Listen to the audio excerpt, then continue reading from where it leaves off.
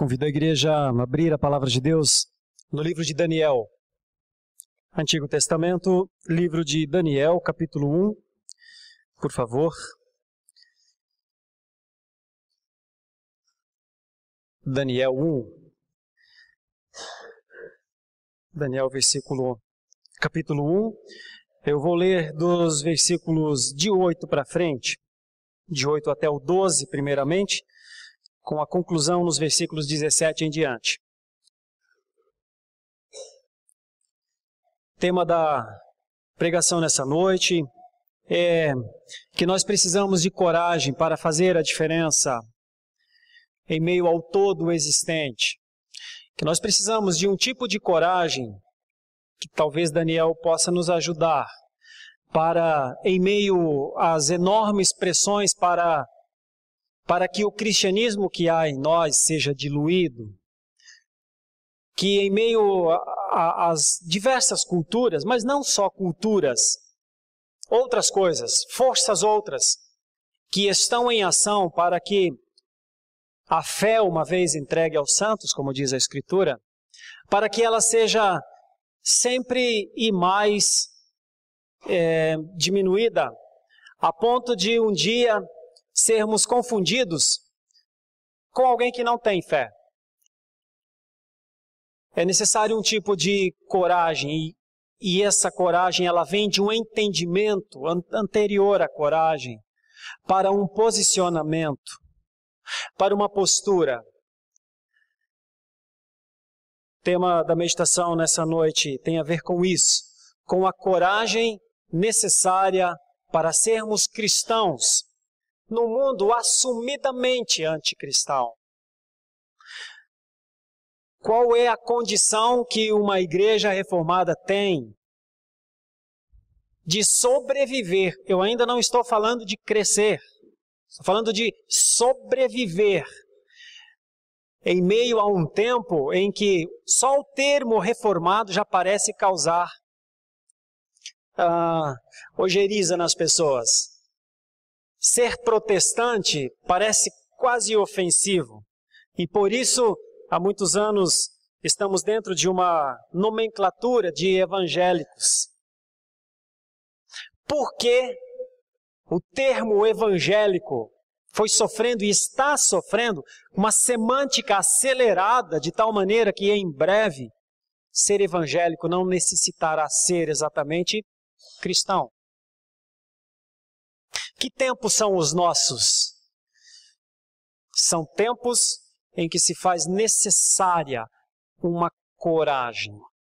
E Daniel talvez possa nos ajudar, Daniel e seus amigos talvez possam nos ajudar para que consigamos, em meio a essa caminhada, ser encontrados entre os corajosos do Senhor e não entre os covardes, porque aos covardes, o destino deles, eu não quero andar no destino dos covardes, e nem você quer, tenho certeza. Não tem lugar reservado no céu para eles, diz as Escrituras. E nós já vimos aqui no púlpito da Igreja Presbiteriana de Santo Amaro a ideia da covardia. Nem sempre a covardia é só fugir de uma briga, por exemplo. Às vezes a covardia é não ter a coragem suficiente para ser um mártir. Daniel pode nos ajudar um pouco. Eu não sei se nós precisaremos ser mártires, meus irmãos. Sinceramente, não sei. Tenho a impressão até que não. Tenho a impressão que viveremos neste país, com exceção talvez daqueles que migrarão para outros países de perseguição mais clara. Tenho a impressão que a nossa geração não terá mártires. Mas eu não sei se a próxima geração conseguirá sobreviver sem os mártires do Senhor. Porque é muito acelerado o processo para que a igreja sucumba das suas estruturas. É muito agressivo o método de dilaceração da instituição, de uma das maiores instituições, a família. É muito agressiva a ação contra um Estado em que há paz, contra um Estado em que há bem-estar. A ação contra a igreja é tão forte que ela já nem é mais só daqueles que são anti-igreja, por exemplo. O mundo declaradamente é anticristão, é anti-eclesiástico. Igreja, num contexto moderno, é alguma coisa antiquada. Mas e quando os ataques não vêm só de fora? Quando eles vêm de dentro também? Quando aqueles que estão nos nossos, em tese, estariam juntos conosco para pregar a soberania de Deus, para pregar quem é Deus, para pregar que Ele é o Criador, que houve a queda, mas que Ele enviou um Redentor, e essa espinha dorsal deveria ser o fundamento do cristianismo. O reconhecimento dele, do seu ser, Deus. O reconhecimento nosso e do nosso pecado e do afastamento de Deus.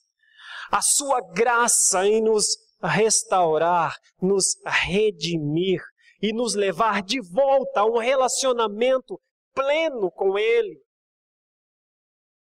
Pleno com o ser humano, pleno com a existência. Deveria ser isso que o cristianismo deveria pregar. Para que o homem se afastasse das suas idolatrias, para que o homem se afastasse do seu egoísmo, para que o homem se encontrasse de novo com Deus, conseguisse viver em comunidade e conseguisse adorar a Deus na obra da criação.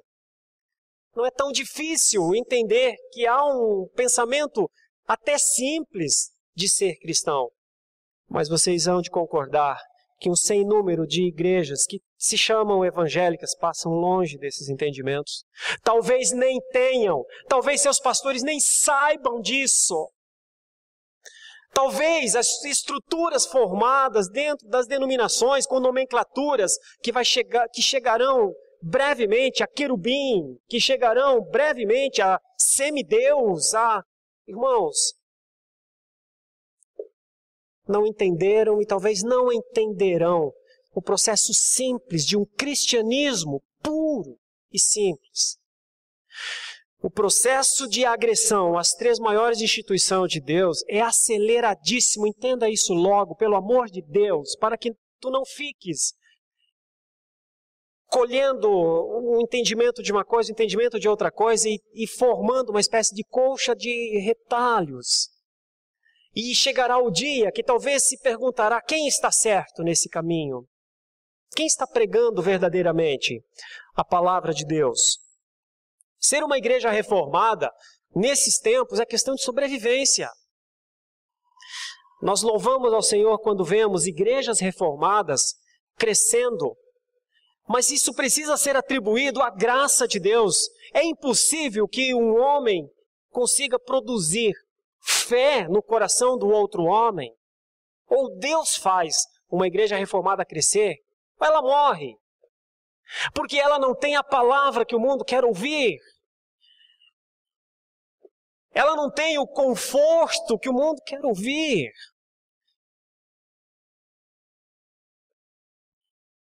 E então, meus irmãos, para ser um cristão reformado nos tempos atuais, mais talvez do que nos tempos antigos, é necessário um tipo de coragem.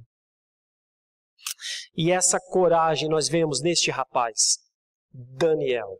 Coragem que nós oramos e esperamos ver nos cristãos reformados, nos cristãos presbiterianos, nos cristãos que têm um legado, nos cristãos que são herdeiros de algo que é o cristianismo, que na sua base está o sangue dos mártires.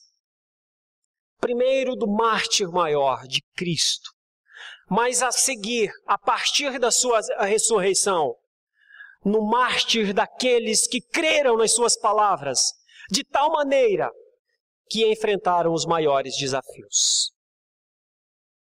Daniel é um destes. Eu estava desejoso de trazer essa mensagem à igreja. Tenho meditado e pensado nela alguns dias nas minhas devocionais. Tem enriquecido demais a minha vida. E eu tenho pensado e sofrido com a fragilidade do ser humano que sou, em meio às grandes demandas de um cristianismo responsável, de um cristianismo lúcido nos tempos atuais. Irmãos, eu temo profundamente, mas temo de verdade, falo com o coração aos irmãos, vivermos um cristianismo alienante. Vivermos um cristianismo dissociado dos seus fundamentos, dissociado da sua responsabilidade e dos seus privilégios. Temo profundamente nos acomodarmos em um cristianismo em que isso não está voltando à nossa mente. E chegará o dia que talvez não precise ser coragem para ser diferente, porque já nem somos diferentes. Eu espero que aqueles que trabalharam para que uma igreja como a nossa se mantivesse há 50 anos, e hoje, 50 anos depois, tem o foco em 3 coisas fundamentais: a pregação da palavra, o ensino das Escrituras e o cuidado às pessoas que mais precisam, que aqueles que fizeram isso não sejam desonrados com a nossa geração e com a geração posterior. Mas a agressão é muito forte, e eu quero pedir em nome de Jesus que você tenha isso em mente. Eu não estou querendo levar ninguém, a nossa igreja não precisa viver criar ou ter uma esfera de perseguição, uma áurea, uma impressão de vítima. Nós não somos vítimas. Ao contrário, nós somos ativos, proativos. Se formos perseguidos, foi porque provocamos a perseguição. Nós não somos fugitivos. Nós somos os homens e mulheres do Senhor que, à luz de ensinos como os de Daniel, podemos ter coragem para enfrentar os desafios dos nossos tempos. E é nessa direção que eu quero ler o texto de Daniel e compartilhar pelo menos 3 coisas com os irmãos, dentro dessa ideia. Coragem para sermos diferentes do mundo. Coragem para sermos os cristãos do Senhor. Coragem para sermos diferenciados. E eu não estou falando de roupa, não estou falando de corte, não é isso. Estou falando de caráter mesmo, estou falando de marca mesmo, estou falando de cicatriz mesmo no nosso corpo, mais ou menos como Paulo disse, eu as carrego. É nesse sentido. Como as pessoas poderão nos identificar? Espera aí, com esse a gente tem que ter cuidado, porque a gente não dobra. Porque esse tem o Senhor. Como as pessoas verão em nós um cristianismo latente? Como as pessoas verão em nós? Se não for pelo caminho inicial da coragem. Por que eu falo isso, irmãos? Porque é possível também viver um cristianismo sem luta. É possível também viver um cristianismo sem a perspectiva de que estamos em luta e que temos inimigos. E é possível tentar viver assim. Mas fatalmente esse seria um cristianismo que seria enquadrado como um cristianismo muito medíocre. E quando eu falo medíocre é em termos de média mesmo. E talvez abaixo da média. Não é o nosso propósito, não é o propósito daqueles que fundaram essa igreja, não é o propósito daqueles que têm dobrado seus joelhos e orado até as madrugadas, como na sexta-feira passada. Não pode ser. Não pode ser. Daniel diz que não pode ser. As Escrituras nos dizem que pode ser diferente. Veja, versículo 8. Resolveu Daniel firmemente não contaminar-se com as finas iguarias do rei, nem com o vinho que ele bebia. Então pediu ao chefe dos eunucos que lhe permitisse não contaminar-se. Ora, Deus concedeu a Daniel misericórdia e compreensão da parte do chefe dos eunucos. Disse o chefe dos eunucos a Daniel: tenho medo do meu senhor, o rei, que determinou a vossa comida e a vossa bebida, porque pois veria ele o vosso rosto mais abatido do que o dos outros jovens da vossa idade. Assim, poreis em perigo a minha cabeça para com o rei. Então disse Daniel ao cozinheiro-chefe, a quem o chefe dos eunucos havia encarregado de cuidar de Daniel, Ananias, Misael e Azarias: experimenta, peço-te os teus servos 10 dias, e que se nos deem legumes a comer e água a beber. E aí ainda o versículo 13. Então se veja diante de ti a nossa aparência, e a dos jovens que comem das finas iguarias do rei.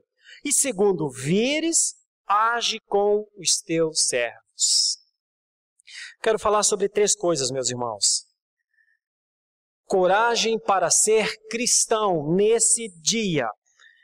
Quem são os cristãos corajosos atualmente? Quem são os presbiterianos corajosos do tempo atual? Quem são os reformados que transcendem a denominação presbiteriana? Não há muitos, já digo de antemão. A grande maioria daqueles que estão sob a nomenclatura evangélica não são reformados. A grande maioria não tem compromisso com os 5 solas da reforma. A grande maioria não tem compromisso com a soberania de Deus e não entende responsabilidade humana. Mas há, sim, reformados fora dos arraiais presbiterianos. Nós não somos uma seita, nós somos uma igreja de 500 anos que procura se manter fiel aos seus princípios e talvez haja, inclusive, igrejas presbiterianas que não são reformadas. Isso para dizer aos irmãos o nível de agressividade contra a teologia reformada. Isso é de quem é anti-igreja, é de quem é de outras denominações e até é de quem está dentro desta denominação. Então eu quero partir da ideia que nós somos uma igreja local de 400 ou 500 membros sob a perspectiva de sermos uma igreja reformada. E se as outras igrejas abdicarem da teologia da reforma, nós não haveremos de abdicar. Porque ela ainda é e será para nós e para os nossos filhos o fundamento, o entendimento, a espinha dorsal, necessária para adorar ao Senhor e para buscar no Senhor a salvação.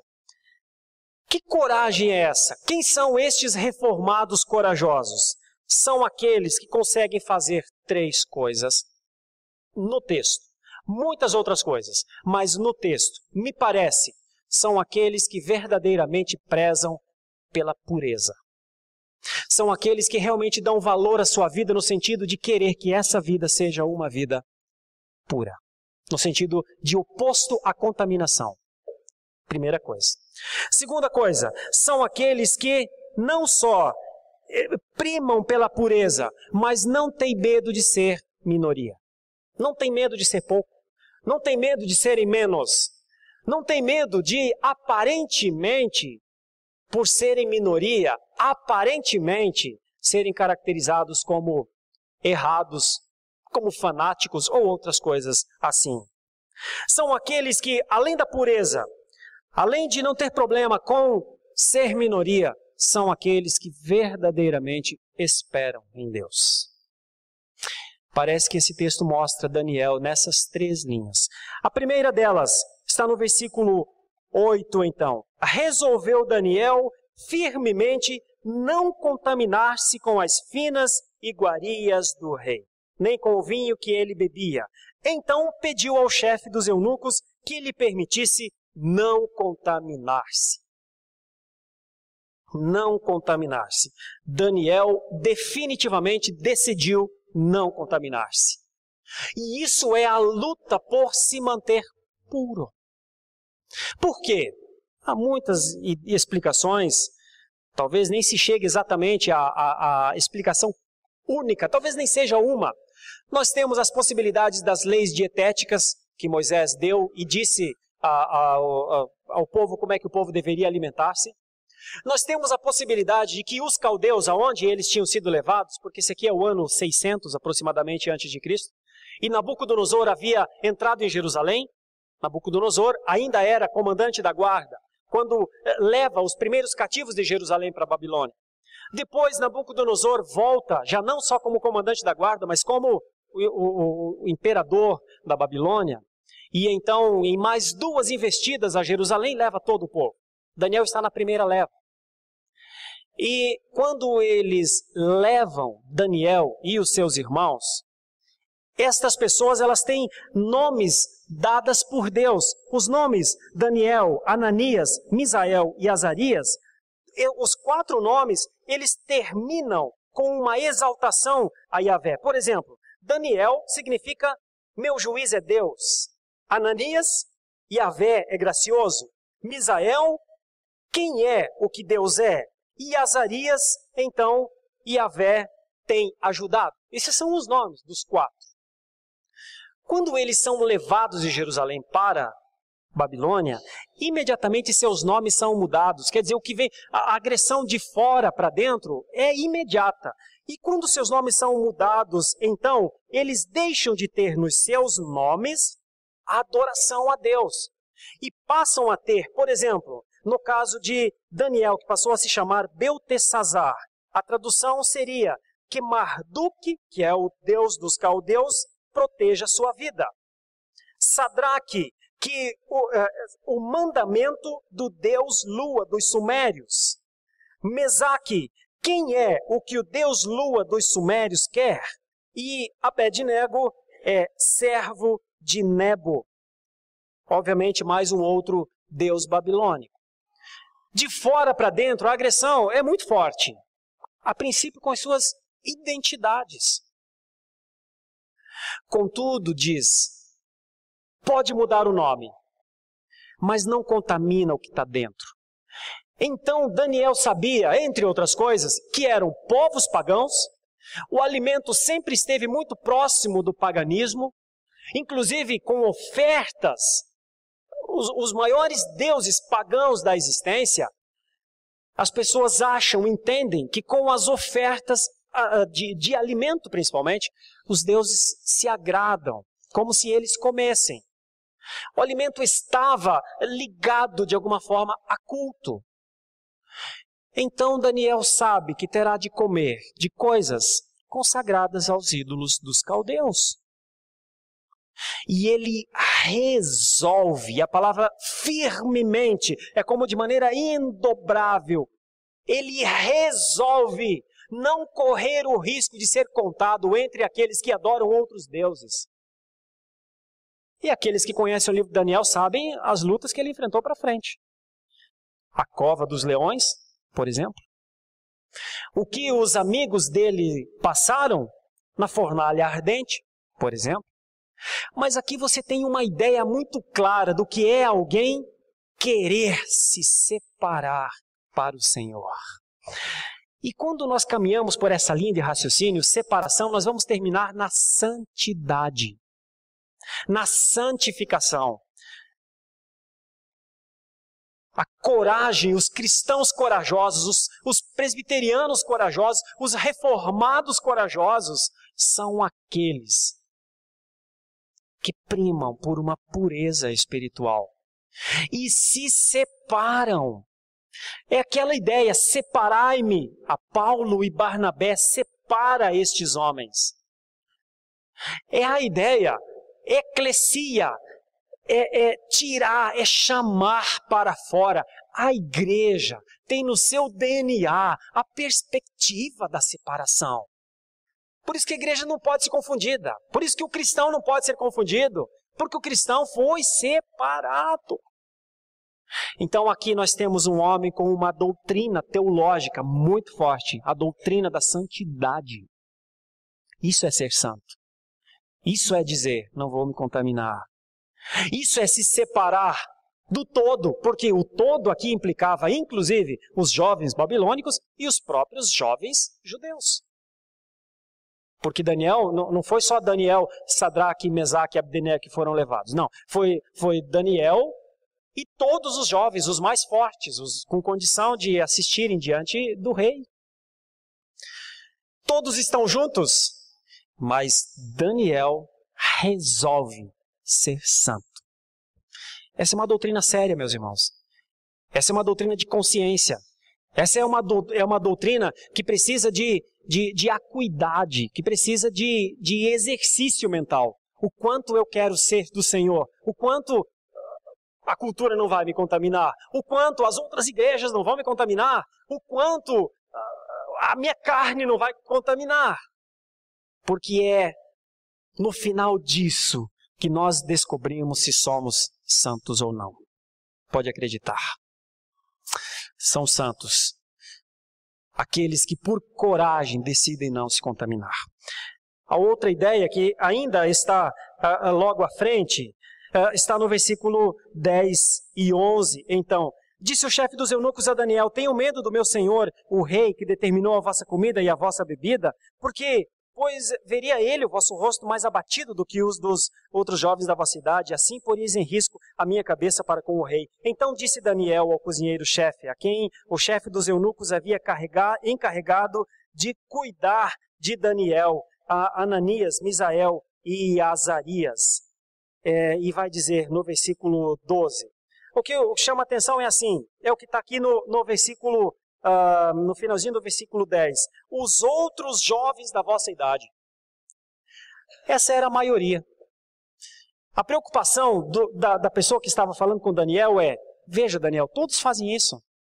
Todos comerão das iguarias do rei. Todos beberão do vinho do rei. Todos beberão da água do rei. Todos experimentarão as coisas comuns.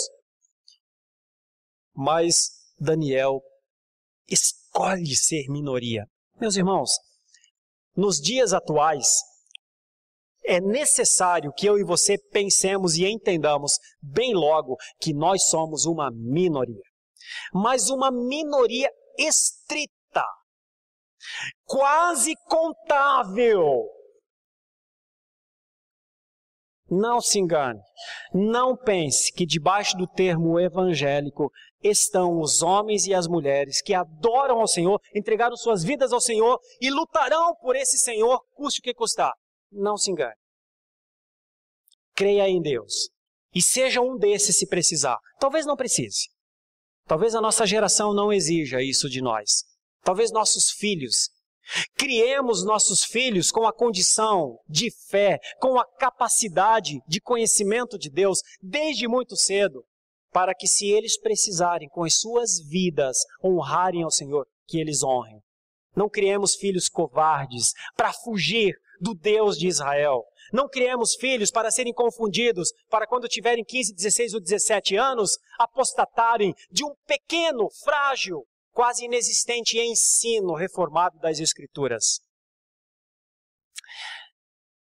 É por isso que, entre outras coisas, nós passamos hoje 1 hora, hoje à tarde, com os professores do departamento infantil, estudando teologia reformada. Eu devo isso às crianças, meus irmãos. Que as nossas crianças com 5, 6 anos, 7, 8, 10 anos, conheçam o Criador e não tragam as confusões do evolucionismo para dentro da nossa igreja. Nós precisamos que os nossos professores digam aos nossos filhos: tem um Criador, filho. Tem uma queda, filho. Mas há uma redenção, filho. E você pode ser um redimido. E a criança de 7, 8, 10, na primeira condição que ela tem de entender esse nível de abstração, os nossos professores precisam levar essas pessoas a entregarem suas vidas ao Senhor e a crerem nele desde cedo. Nós não podemos esperar que os nossos filhos, quando forem jovens ou quando forem adultos, escolham o caminho que devem seguir. Nós, os pais, somos obrigados pelas Escrituras. Há uma prescrição para nós, que é de ensinar os nossos filhos. Bom, aqui nós temos um homem que não tinha problema em ser minoria. Como penso, não temos problema em ser minoria. Nós somos uma minoria, irmãos. Quase deduzível em números. Mas que importa? Que importa? Sabemos pelas Escrituras que a maioria não significa estar certo. E se mais e mais igrejas dentro da denominação presbiteriana se envolverem com a teologia da prosperidade, se mais e mais pessoas se envolverem com, que nem é teologia, é teoria, com a teoria do próprio evolucionismo, com a teoria do hedonismo, que você não seja encontrado esses, porque esses covardemente abdicaram do entendimento de quem é o Senhor e se fundamentaram em doutrinas vãs e mais cedo ou mais tarde prestarão conta disso. Daniel não se importava em ser minoria. Mesmo que a pessoa que queria dar de comer a ele disse: olha, todos estão comendo. Mas ele disse, e vai dizer daí no versículo 12 então, vai fazer aquilo que é necessário fazer, vai fazer aquilo que os corajosos têm que fazer. Decidir firmemente no seu coração não se contaminar, isso é uma doutrina de santidade. Obedecer a Deus antes do homem é uma doutrina de obediência ao Senhor. Nós temos as leis civis, temos de obedecer às leis civis, mas quando elas ferirem a nossa adoração ao Senhor, nós vamos desobedecer às leis civis. E se tivermos penalidades por isso, vamos cumprir e vamos pagar as nossas penas. Mas para os reformados, a voz de Deus, a palavra de Deus, é sempre a última palavra. É por isso que nós precisamos entender que os minoritários, as minorias, elas, claro, vão ser perseguidas. Mais cedo ou mais tarde nós seremos, mais do que somos agora. Mas nós precisamos entender que mesmo em minoria, nós temos um Deus por nós para esperar. E aí vem o versículo 12, então, e eu concluo com isso. Disse Daniel, experimenta, peço-te os teus servos 10 dias, e que se nos deem legumes a comer e água a beber. E aqui eu já de antemão, já digo que aqui não tem a ver com uma dieta de Daniel, aqui não tem a ver com o jejum de Daniel, aqui não tem a ver com ser vegetariano, não é defesa para isso. Aqui também não tem a ver necessariamente com comida boa e comida ruim, porque é possível que a comida do rei, as iguarias do rei, pelo menos possível, não fossem coisas ruins. É possível que elas fossem sim comidas em que, entre aspas, nutricionistas tivessem feito. Então não é uma questão de comida boa ou comida ruim. Talvez seja outra coisa. Talvez o que Daniel propõe e não quer dizer que quem come vegetal, então essa pessoa, como se fosse uma atitude de inteligência de Daniel, não, eu vou comer o vegetal porque eu sei que o vegetal vai me fazer bem. Parece que esse é o momento que Daniel não quer comer as comidas que ele sabe que são atos ou funcionam, contribuem pelo menos para atos culticos aos deuses babilônicos. Marduk também leva o nome Bel e outros deuses babilônicos, e faz uma opção por uma coisa improvável. Dá-nos das coisas simples, dá-nos das coisas que aparentemente não vai fazer com que sejamos mais fortes, e esperemos Deus agir. Isso me leva a uma ideia que os cristãos corajosos precisam esperar em Deus. Quem fez Daniel ficar forte depois dos 10 dias, acredite, não foi o nutriente do vegetal, foi Deus. Eu sei que precisa de uma dose de fé para acreditar nisso, mas é necessário. Os cristãos corajosos precisam esperar em Deus. Deus pode, contra a expectativa, agir. Na expectativa humana, a grande maioria, com toda certeza, disse: que loucos vocês são. Vocês acham que vão ficar bem? É claro que ao final dos 10 dias vocês vão estar caídos. É claro, vai faltar ferro no sangue, vai faltar os nutrientes básicos, as proteínas. Eles nem sabiam dessas coisas naqueles tempos, mas talvez dissessem: vocês estão escolhendo o errado. Mas aqui nós temos um homem disposto a esperar no Senhor. É a expressão que ele diz no versículo 12. Experimenta, peço-te. Então se veja diante de ti a nossa aparência e a dos jovens que comem de finas iguarias do rei, e deixa para que o homem decida no final. Depois tu decide. Me dá 10 dias, foi isso que Daniel disse. Talvez eu poderia chegar à conclusão: me dá 10 dias para esperar no meu Senhor, me dá 10 dias para ser encontrado em oração diante do meu Senhor, me dá 10 dias para eu cultuar ao Senhor, me dá 10 dias de pureza, me dá 10 dias para eu cultuar ao Senhor que eu conheço, que não sei todas as coisas e não entendo por que me mandou aqui para este povo mau como são os caldeus. Me dá 10 dias com o Senhor. E ao final decide. E é aí, nesse estado de fraqueza e de dependência, que nós encontramos, sim, uma outra doutrina chamada de providência. Então esse texto talvez carregue, pelo menos neste texto, 3 doutrinas bem significativas. A primeira é a doutrina da santificação, que é ser separado para Deus. A segunda, a doutrina da autoridade divina, obediência a Deus, mais do que obediência aos homens. E a terceira, a doutrina da providência, esperança em Deus. Separados para Deus, obedecendo a Deus e esperando em Deus. Aí o tempo passa e nós temos os versículos 17 para frente, que são a conclusão, o que mostra como é a vida de um corajoso, de um cristão corajoso. Ora, a estes 4 jovens, Deus deu o conhecimento e a inteligência em toda cultura e sabedoria. Mas a Daniel deu inteligência de todas as visões e sonhos. Vencido o tempo determinado pelo rei para que os trouxessem, o chefe dos eunucos os trouxe à presença de Nabucodonosor.